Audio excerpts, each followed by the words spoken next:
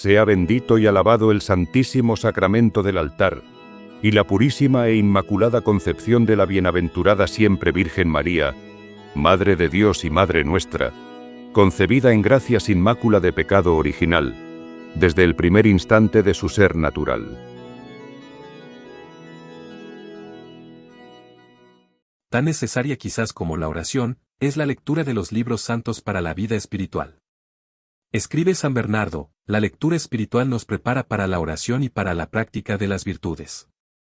Y luego añade, a modo de conclusión, la lectura y la oración son las armas con que se vence al demonio y se conquista el cielo. No siempre se puede tener a mano al Padre Espiritual que nos aconseje en nuestras obras, y sobre todo en nuestras dudas, pues la lectura puede suplirlos, suministrándonos luces, enseñándonos el camino para huir de los engaños del demonio y de nuestro amor propio, y para aceptar conocer la voluntad de Dios. Por eso asegura San Atanasio que, no es posible encontrar quien dedicándose al servicio del Señor, no sea gran amante de la lectura espiritual. Se comprende pues, que todos los santos fundadores hayan recomendado tanto este piadoso ejercicio a sus religiosos.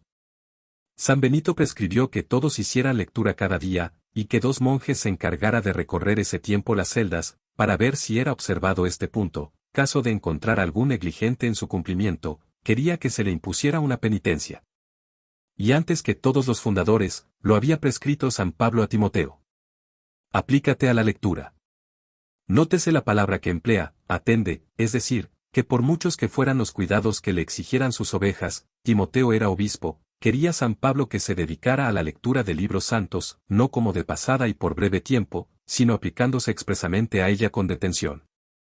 Tan grande es el provecho que causan los libros buenos, cuanto es grande el daño que causan los libros malos, así como aquellos han sido con frecuencia causa de conversión de muchos pecadores, así estos, los libros malos, revistas de cotilleos, y cualquier otros que no inviten al camino de la virtud, causan la ruina de muchos jóvenes.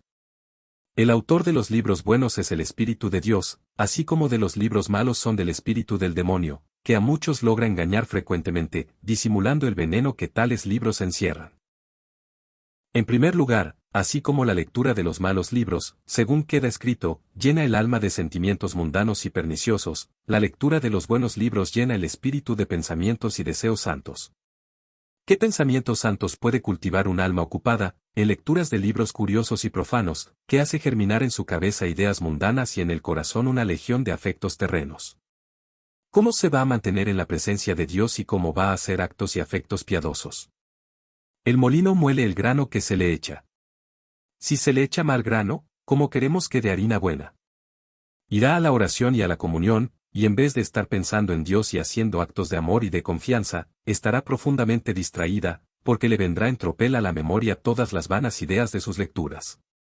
En cambio, quien tiene la mente bien nutrida de especies devotas, como máximas espirituales, ejemplos de virtud de los santos, se verá acompañada de tales pensamientos, no solo durante la oración, sino también fuera de ella, por lo cual podrá ser casi continuo su recogimiento en Dios.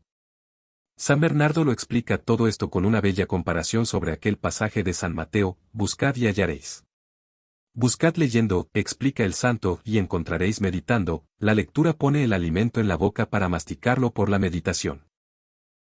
En segundo lugar, el alma embebecida en santos pensamientos por medio de la lectura, estará mejor dispuesta para rechazar las tentaciones internas. Con este fin, San Jerónimo se le aconsejaba a su discípula Salvina, no dejes de las manos los libros divinos, que serán un escudo donde reboten las flechas de los malos pensamientos.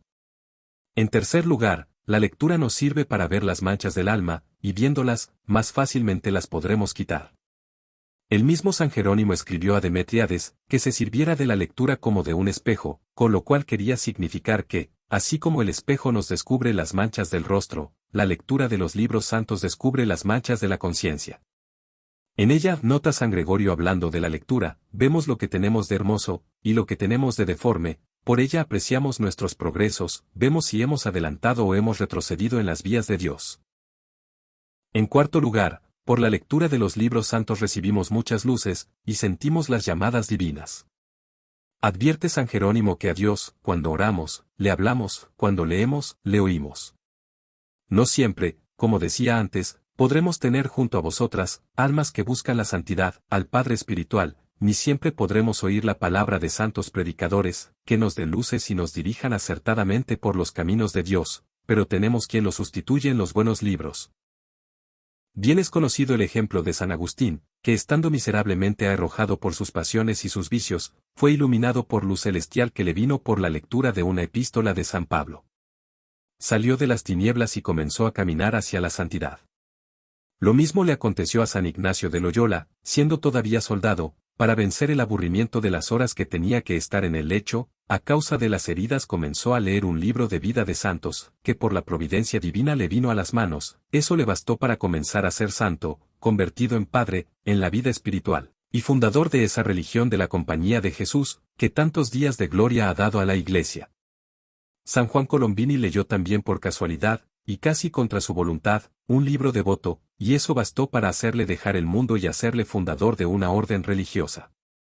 De 2 cortesanos del emperador Teodosio, cuenta San Agustín, que entraron un día en un monasterio, uno de ellos se puso a curiosear una vida de San Antonio que encontró en una celda, pero de tal modo le fueron dominando los santos pensamientos que leía, que allí mismo tomó la resolución de dejar el mundo, y luego habló a su compañero con tal fervor, que los dos decidieron dedicarse en aquel monasterio, al servicio de Dios. En las crónicas de los carmelitas descalzos se lee que una señora de Viena se había arreglado una tarde para asistir a un sarao, pero cuando hubo llegado al salón, y viendo que la fiesta se había suspendido, se llenó de rabia y para distraer el mal humor, tomó un libro espiritual que por la providencia de Dios le vino a sus manos. El libro trataba del desprecio del mundo, y tanto la convenció, que dio un adiós al mundo y se hizo carmelita. Pero no se crea que los libros devotos ayudaron a los santos al principio de sus conversiones. Fueron su ayuda toda su vida, para conservar y aumentar cada día más su perfección. El glorioso Santo Domingo cogía sus libros de devoción, los estrechaba efusivamente y exclamaba: «Estos son los pechos que me dan leche». ¿Cómo podían los santos anacoretas pasarse tan largos años en el desierto, lejos de todo comercio humano, sino con la ayuda de la oración y la compañía de los libros espirituales? Para el gran siervo de Dios, Tomás de Kempis, no había mayor recreación que estar en un rincón de su celda con un libro que le hablara de Dios. Ya recordé en otro lugar las palabras del venerable Vicente Carafa, que para él no había en el mundo vida más envidiable que esconderse en una gruta solitaria, con un pedazo de pan y un libro de devoción. San Felipe Neri dedicaba todos los ratos libres que tenía para leer libros espirituales, y sobre todo, vidas de santos. ¿Y cuáles son los mejores libros para mí? Pues os respondo, ante todo aquellos libros en que vuestra alma encuentra más pasto de devoción y que más fuerza tienen para unirse con Dios. Son preciosas para este fin, las obras de San Francisco de Sales, de Santa Teresa de Jesús, del Padre Granada, del Padre Rodríguez y del Padre Nierenberg. Escoged aquellas materias que conozcáis ser más provechosas para vuestra perfección. Qué hermosa ayuda tenemos en las vidas de los santos. Los libros ascéticos nos dan instrucciones sobre el modo de practicar las virtudes, pero en las vidas de los santos vemos cómo las han practicado muchos hombres de carne y hueso como nosotros. Aunque otra cosa hiciera su ejemplo, por lo menos nos hace humillarnos y confundir la frente con el polvo. Viendo lo mucho que han hecho los santos, no tendremos más remedio que avergonzarnos de lo poco que hemos hecho y que hacemos nosotros por Dios. De San Francisco de Asís escribía San Buenaventura, que el recuerdo de los santos le era como un montón de carbones encendidos, le levantaban un incendio divino en el alma. Con el fin de sacar mayor provecho o fruto posible de la lectura, conviene, en primer lugar, encomendarse a Dios antes de empezar, pidiéndole que ilumine nuestra mente sobre aquello que vamos a leer. Ya dije antes, que el Señor mismo se digna hablarnos por medio de los libros espirituales, de ahí la conveniencia de invocarle al comenzar. Habla, Señor, que vuestro siervo escucha, porque quiere obedeceros en todo lo que le indiquéis ser voluntad vuestra. En segundo lugar, hay que leer, no para adquirir ciencia o por curiosidad, sino con intención de progresar en el amor de Dios. Leer para adquirir ciencia no es lectura espiritual, es un estudio que nada dice al alma.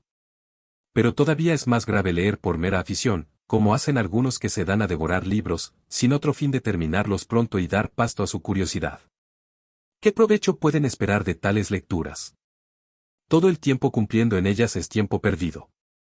Bien advertía San Gregorio, hay muchos que leen y se quedan en ayuno, como si nada hubieran leído, porque han leído por pura curiosidad, y de eso reprendió el santo al médico Teodoro, porque al leer las sagradas escrituras lo hacía tan atropelladamente, que no podía sacar ninguna utilidad. Para sacar provecho de los libros espirituales hay que leerlos pausadamente y con reflexión. Alimenta tu alma, aconseja Cesario con los libros divinos. Pues si el alimento ha de aprovechar no basta tragarlo, hay que someterlo a la masticación, he ahí la tercera condición para sacar abundantes frutos de la lectura espiritual, hay que masticar o considerar despacio lo que se lee, haciendo las oportunas aplicaciones del santo a sí mismo. Y cuando se llega a un pasaje que impresiona más, indica San Efrén que se vuelva a leer. Además, cuando en la lectura se recibe alguna luz especial, por alguna máxima o algún acto de virtud allí referido y se siente que aquello asimila el corazón, conviene cerrar el libro, levantar el espíritu a Dios y tomar alguna resolución, o hacer algún acto fervoroso o una súplica ardiente a Dios. Que la lectura deje paso a la oración, apunta San Bernardo.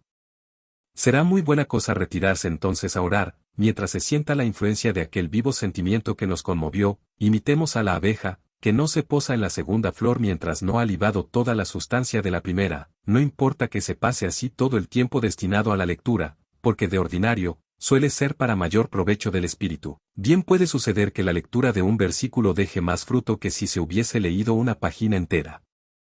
Conviene, antes de acabar la lectura, escoger de entre lo leído algún piadoso pensamiento para llevarlo consigo, como llevamos una flor al salir de un jardín donde nos hemos recreado unas horas con sus delicias.